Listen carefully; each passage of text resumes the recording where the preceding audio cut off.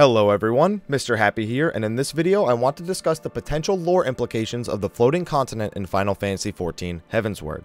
Now at this time very little is known about the continent other than it being a new zone in the expansion, so expect a follow-up video sometime after the expansion launches as we learn a little bit more about it. With that said, this video is mostly speculation, so feel free to throw in your 2 cents in the comment section of the video below. There will be some Final Fantasy VI and patch 2.55 spoilers here, so tread carefully. So what do we know about the floating continent in terms of the Final Fantasy universe? Well, any old school Final Fantasy fan would tell you that it was the final dungeon in the World of Balance in Final Fantasy VI, consisting of a giant landmass that was risen to the sky using the power of the warring triad. Now the triad themselves were 3 gods, a demon, fiend, and goddess. Fearing each other's power, the 3 began a war known as the War of the Magi, and turned all mortals caught in its path to espers, or Final Fantasy VI versions of summons, and subsequently, they became the slaves of the 3. Eventually, the gods realized the war was tearing the world apart, so they petrified themselves and freed the espers. The espers then brought the 3 statues that remained of the gods to their new homeland in another realm, and set them in a triangular formation in order to maintain balance of their power. Should any of the statues be moved, a catastrophe would be set upon the world. So how does this continent transfer over to Final Fantasy XIV's universe in a way that gives it relevance?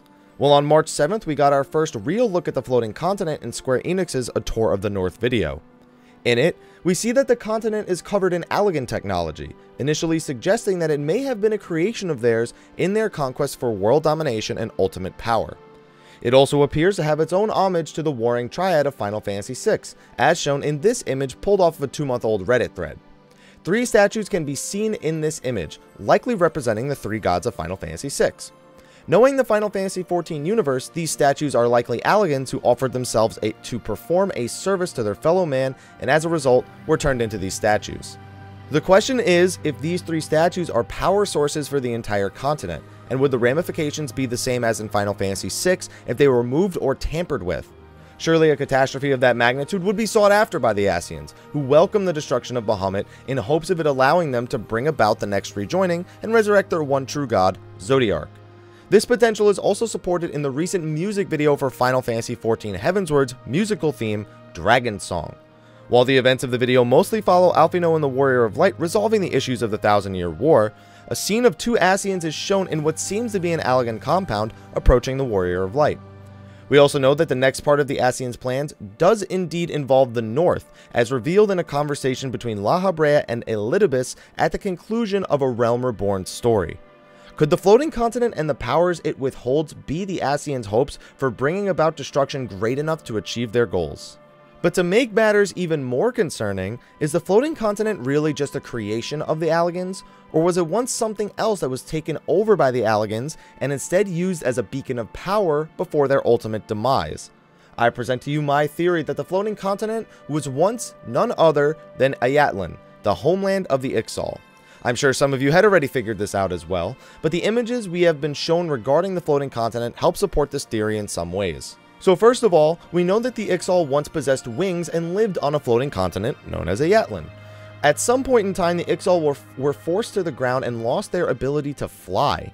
It's never been said exactly how long ago these events were, or how this even really happened in the first place. All we know is that in the current time, Cecil Totolok, leader of the Akadal 9, seeks to build an airship that can fly high enough to return to the Ixal homeland. So they once lived on a floating island and had wings, right? Well, in the recent Final Fantasy XIV video showcasing Heavensward's new dungeons, 2 dungeons are shown to be taking place in an Allagan compound. One of the 2 dungeons actually has Allagan life preservation tubes containing a horde of winged Ixal.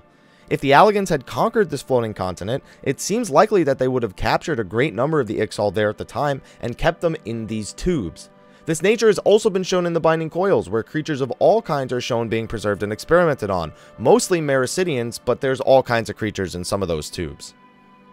So then the next question is, other than being a power-hungry empire who saw themselves above all other life forms, what use did the Allagans have for a compound so high in the sky? Well, this is also potentially answered in the dungeon crawl video. In the very first part we see the Allagan structures, there is one thing in particular that stands out to me, a replica of the Crystal Tower.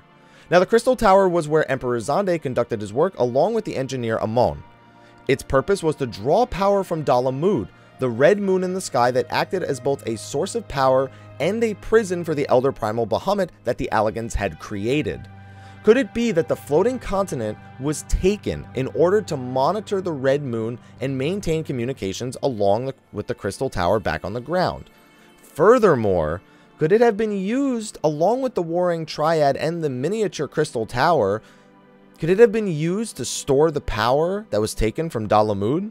With all of this power seemingly stored in the core of the floating continent, as also seen in the dungeon crawl video as well, what effect would such a power have if the triad was thrown off balance, or if that's not an issue at all, if the compound itself was compromised in such a way that the power could be utilized for the wrong reasons?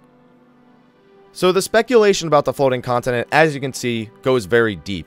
A lot of people initially thought the floating continent was actually going to be the new 24-man raid, but this was later debunked by Square Enix. At this point, we know it is a zone, and that it probably hosts these two dungeons, considering it is the only major Allagan compound we've seen, outside of potentially Alexander, which we again don't know anything about. The floating continent has a really big importance in the old Final Fantasy games, in Final Fantasy VI specifically.